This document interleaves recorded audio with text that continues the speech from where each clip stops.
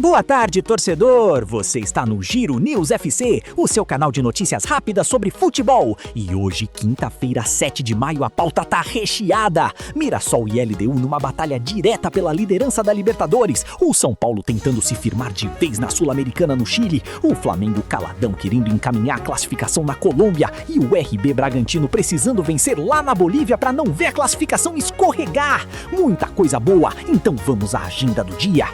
Pela Copa Libertadores, às 19 horas tem Mirassol versus LDU no Paramount Plus.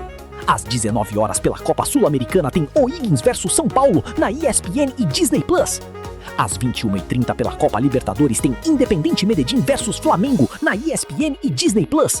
Também às 21h30, mas pela Copa Sul-Americana tem Blooming versus RB Bragantino na ESPN 4 e Disney Plus. Abrindo a noite às 19 horas, o Leão do Interior, o Mirassol, recebe a LDU do Equador no estádio José Maria de Campos Maia, em Mirassol, no interior de São Paulo. É uma decisão direta pela liderança do Grupo G da Libertadores. Ambos chegam com 6 pontos e a LDU leva vantagem no saldo de gols. O Mirassol, em sua primeira Libertadores da história, vive um 2026 de dois mundos. No Brasileirão vai mal, está na zona do rebaixamento com apenas 12 pontos em 13 rodadas, mas na Libertadores é outra história. Em casa, o time do técnico Rafael Guanais venceu Lanús e Always Red. A única sombra no horizonte é a suspensão do zagueiro João Victor, expulso na rodada anterior.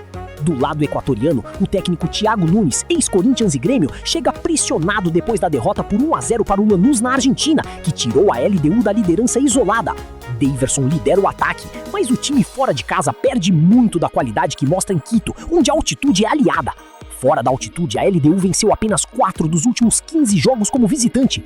Pontos de atenção, o jogo tende a ser travado e físico. A média de faltas dos dois times é alta e as disputas de bola parada são armas importantes, especialmente para o Mirassol, que tem Rafael Guanais obcecado com ensaios de bola parada. O histórico do confronto é escasso, apenas um jogo entre os dois, vencido pela LDU por 2-0 em Quito. Fique de olho nas finalizações. O Mirassol é um time que finaliza bastante em casa e o goleiro Gonzalo Vale da LDU terá trabalho. Ei, se você tá curtindo o Giro News FC, deixa o seu like aqui, compartilha esse vídeo com aquele amigo que ama a Sul-Americana e Libertadores e escreve nos comentários quais jogos você quer ver no próximo vídeo. Às 19 horas também, mas lá no Chile, o São Paulo visita o O'Higgins no estádio El Teniente, em Rancagua, pela Copa Sul-Americana. O tricolor do Morumbi lidera o Grupo C com 7 pontos, um à frente dos chilenos. Uma vitória praticamente encaminha a classificação ao mata-mata. Roger Machado, porém, deve poupar titulares porque o departamento médico está movimentado. Estão fora Lucas Ramon com lesão muscular na panturrilha, Alan Franco com estiramento no adutor, Arboleda afastado por indisciplina, Rafael Tolói com dores na panturrilha, Marcos Antônio lesionado na coxa e Pablo Maia com fratura nos ossos do rosto, além de Lucas, que operou o tornozelo e só deve voltar em 2027. É muita gente fora. Por isso, Luciano, Caleri e Arthur devem ser as principais peças ofensivas. No lado chileno, o técnico argentino Lucas Bovaglio perde o zagueiro Alan Robledo, lesionado no joelho, e o centroavante Esteban Calderon, com ruptura no adutor. O'Higgins vive boa fase, com 3 vitórias nos últimos 4 jogos. O árbitro da partida é o argentino Yael Falcón Pérez, conhecido por ser exigente com a intensidade física das partidas e marcar muitas faltas.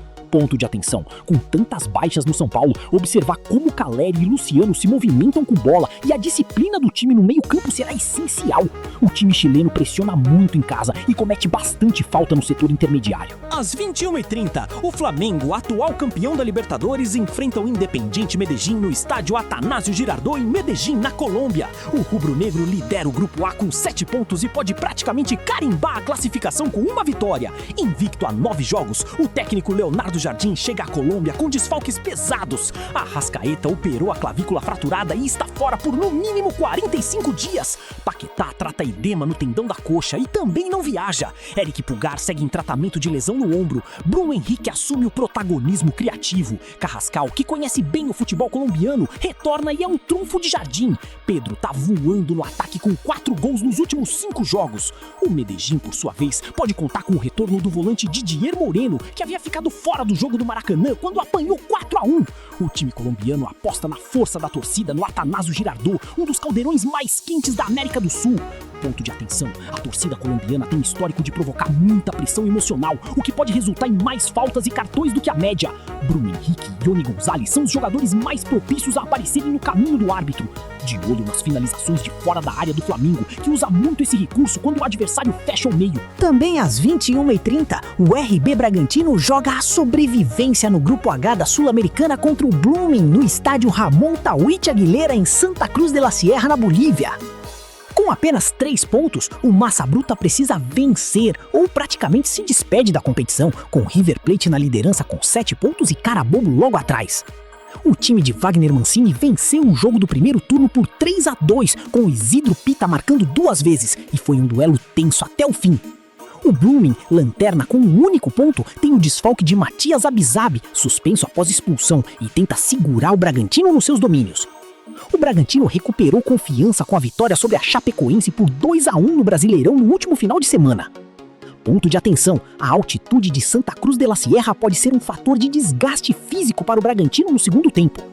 O Blooming finaliza bastante em casa e costuma incomodar com jogadas individuais pelos lados.